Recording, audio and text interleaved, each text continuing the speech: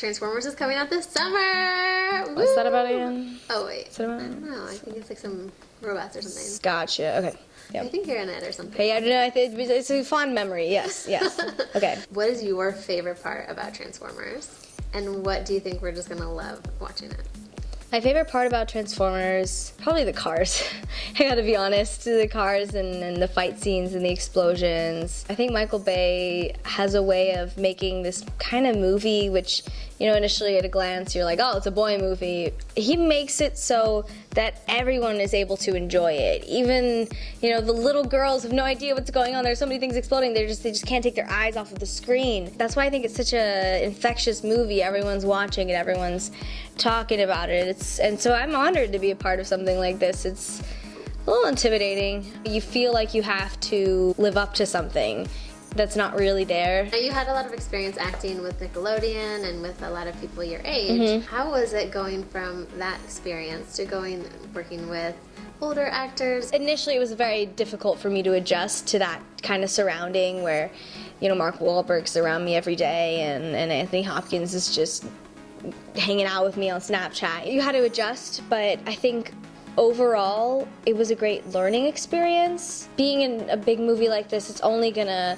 prepare me for the future and whatever I do, acting-wise or action-wise in what's to come. I'm glad that I got to do that Nickelodeon stuff. It was just so fun. It was amazing. I didn't think anything could be more fun. I personally thought going into the adult movie world would be boring, because, no offense, but kids are better, because the kids are more fun. I didn't know what to expect from going from like where Nickelodeon, where all they focus on is just having fun all the time and never being bored, always entertained and always pushing you and to do better. But as soon as I stepped on that Transformers set, there was just this new kind of energy, this always on top of it, on keeping you on your toes energy that was amazing, and I just wanted to soak it all up. It just made me realize how much I love this, and I love what I do, and I love being so blessed enough to be able to do it. What was one of your favorite things about like the action sequences? Are you hooked on it, or were you like, I'm so glad it's over? I love the adrenaline rush I got before the action sequences. When you're going up a hill on a roller coaster that's really tall and you see the slope and you're like, okay, this is either gonna go really good or really bad.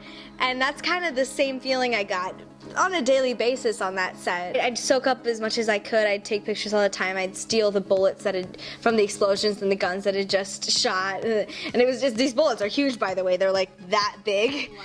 It's insane. It's not something you see every day. I was always down for it. I was always down for doing my own stunts, being just in it physically as well as emotionally. And Michael was too. I thought it was really cool giving this 14-year-old girl a chance to do her own stunts, which is something a lot of people would be very nervous about. Totally. Another reason why we think you're awesome.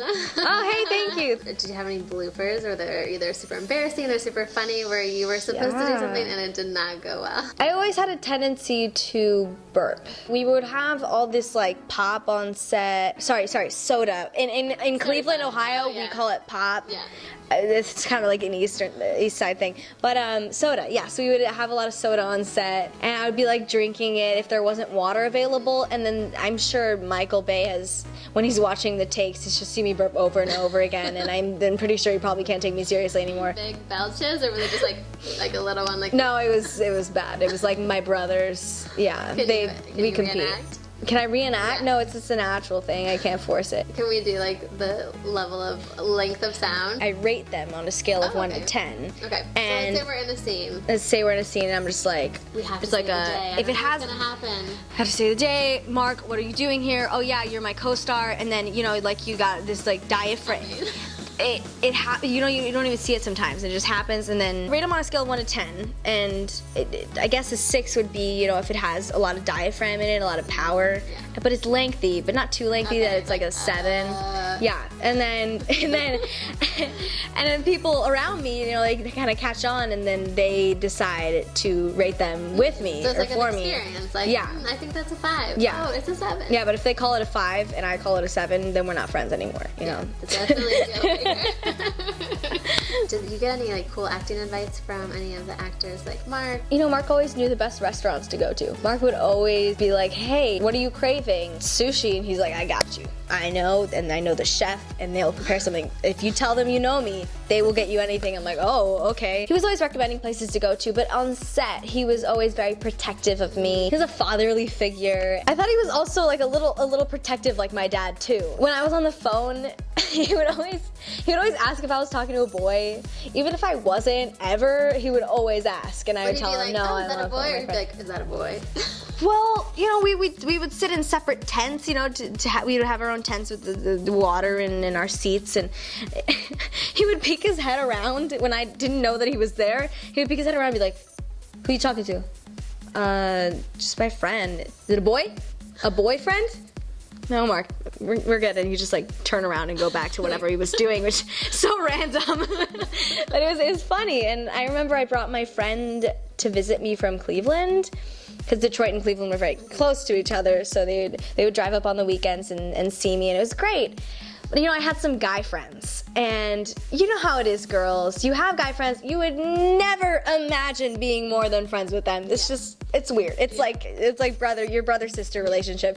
And he was in my trailer, we were playing like Uno or something. He walks out of his trailer and waves to Mark, right? And Mark just stares at him. He just like, dead look, like expression, nothing.